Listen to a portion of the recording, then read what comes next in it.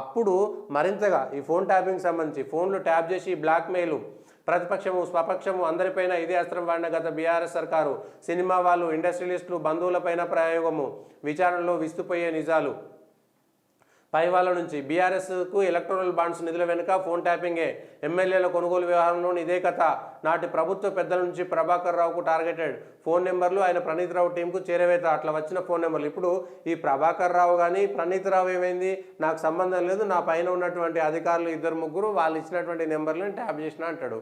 అంతవరకు నిజమే, కానీ ఆయన కుటుంబం నాశనం అయిపోయింది పరిస్థితి. నిన్నటిదాకా పోలీస్ అని సగర్వంగా సమాజంలో తలెత్తుకొని తిరిగినటువంటి వాళ్ళ పరిస్థితి ఎట్లుంటుంది? ఐపీఎస్ ఆఫీసరు ఇది చేసేటువంటిది. మళ్ళీ వీళ్ళే నాగోల్లో మూసీ నది కింద హార్డ్ డిస్కులు పడేసిరంట. నాగోల్లో మూసీ నది కింద హార్డ్ డిస్కులు పడేసిరు అంటే పోలీసులే మేము దొంగతనం చేస్తున్నాం అనేటువంటిది వాళ్ళ మనస్సాక్షికి తెలిసినట్టే కదా. ఇవి మేము తప్పు చేస్తున్నాము, మేము చేసేది తప్పు, చట్టవిరుద్ధమైనటువంటి చర్యలు అని. మరి మిగిలిన వాళ్ళకు మీరు ఎట్లా బుద్ధి చెప్పగలుగుతారు? ఐపీఎస్లు చదువుకున్నటువంటి వాళ్ళు, ఎస్ఐలు, సిఐలు, లేకపోతే అంతకంటే పైన డిఎస్పీ స్థాయిలో ఉన్నటువంటి వాళ్ళు, మీరు 10 మందికి అంటే సమాజంలో పోలీసుల పట్ల ఉన్నటువంటి గౌరవం పూర్తిగా పోయేటువంటిది ఉంది కదా. ఆ పరిస్థితులే క్రియేట్ చేశారు. దానికి తోడు సొంతంగా వీళ్ళు ఎట్లాగో ప్రభుత్వము ట్యాపింగ్ చేసి తప్పు చేస్తుంది కాబట్టి వీళ్ళు సొంతంగా వీళ్ళను బెదిరించేటువంటి కార్యక్రమాలు కూడా చేసేశారు. వీళ్ళను కూడా బెదిరించేటువంటి కార్యక్రమాలు చేశారు. ఇప్పుడు ఈ ప్రభాకర్ రావు కానీ వీళ్ళు నోరు విప్పితే, ఇప్పుడు ఎవరి ఆదేశాల మేరకు మేము ట్యాపింగ్ చేశామనేటువంటి విషయం చెప్పితే ఇప్పుడు వాళ్ళు A1 నిందితులుగా ఈ కేసులోకి వెళ్ళిపోతారు. ఎందుకంటే ఆదేశాలు ఇచ్చింది ఎవరు? దొంగతనాన్ని చెయ్యమని ప్రోత్సహించింది ఎవరు? దొంగతనం చేసిన వాడు ఒకటి, హత్య చేసిన వాడు హత్య చేస్తాడు. కానీ హత్యకు పురమాయించి డబ్బులు ఇచ్చి వాళ్ళకు చేయమనేటువంటి వాళ్ళు ఎవరైతే ఉంటారో వాళ్ళు కూడా నిందితులు అవుతారు కదా. ఇప్పుడు గత ప్రభుత్వంలో ఏ మంత్రి లేదంటే ఏ నాయకుడు ఫోన్ ట్యాపింగ్ చేయమని ఆదేశాలు ఇచ్చారు? ఎవరు నెంబర్లు చేరవేశారు? పలానా నెంబర్ను ట్యాప్ చేయాలని ఏ నాయకుడు ఆదేశాలు ఇచ్చారు? ఇప్పుడు కేసీఆర్ కుటుంబానికి పోటీ చేయట్లేదు అనుకుంటున్నాం కదా. కేసీఆర్ మెడకు, కేసీఆర్ కుటుంబం మెడకు పెద్ద ఉచ్చు ఉన్నది. అయితే కాంగ్రెస్ పార్టీ దీన్ని వాళ్ళు కూడా ఇవన్నీ తీసుకొచ్చి బ్లాక్మెయిల్ చేసి మేము ఇంకా రాజకీయంగా వాడుకుంటారా?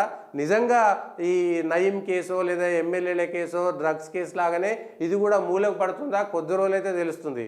కానీ ప్రభాకర్ రావు వచ్చేదాకా ఏం తెలియదు. ప్రభాకర్ రావు అమెరికాలో ఉన్నాడు, ఇంకొక ఆయన ఐన్యూస్ సంబంధించినటువంటి అధినేత లండన్లో ఉన్నాడన్నటువంటిది, రాధాకిషన్ రావు ఇంకెక్కడో ఏదో దేశంలో ఉన్నాడనేటువంటిది వస్తున్నటువంటి సమాచారం.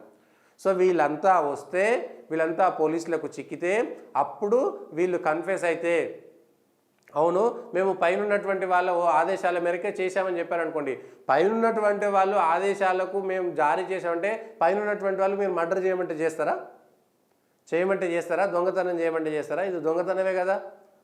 ప్రభుత్వంలో ఉండేటువంటి వాళ్ళు వాళ్ళ అవసరాల కోసము చట్టవిరుద్ధమైనటువంటి పనులు చేయమంటే ఎట్లా చేస్తారు?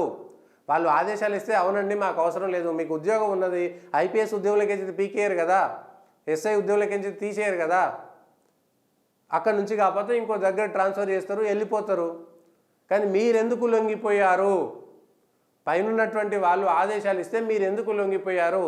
మీరు చదువుకున్నటువంటిది ఏమిటి? ఇక్కడ వస్తున్నటువంటి ప్రశ్నలు అవి. నైతికత ఉంటుంది కదా, నిఘా పెట్టడం వేరు. ఆల్రెడీ పొలిటికల్ ఇంటెలిజెన్స్ ఉంటుంది. ఒక వ్యక్తి ఇవాళ ఏ ప్రభుత్వమైనా, ఇవాళ రేవంత్ రెడ్డి ప్రభుత్వం అయినా సరే, ప్రతిపక్షాలకు సంబంధించినటువంటి వాళ్ళు మిగిలినటువంటి నాయకుల కదలికలు ఎక్కడున్నాయి, వాళ్ళ షెడ్యూల్ ఎక్కడుంది, ఎక్కడికి పోతున్నారు, వాళ్ళు ఏం మాట్లాడుతున్నారు అనేటువంటిది వస్తుంది. అంతవరకు అది ఇంటెలిజెన్స్ లాగా ఓపెన్గా ఉండేటువంటిదే. మీడియాలో వచ్చేది ఇంకాస్త ముందుగా తెలుస్తుంది, ఎవరు చేరుతున్నారు, ఏ పార్టీలు ఎవరు పోతున్నారు అనేటువంటిది ఇంటెలిజెన్స్ తెచ్చుకోవచ్చు.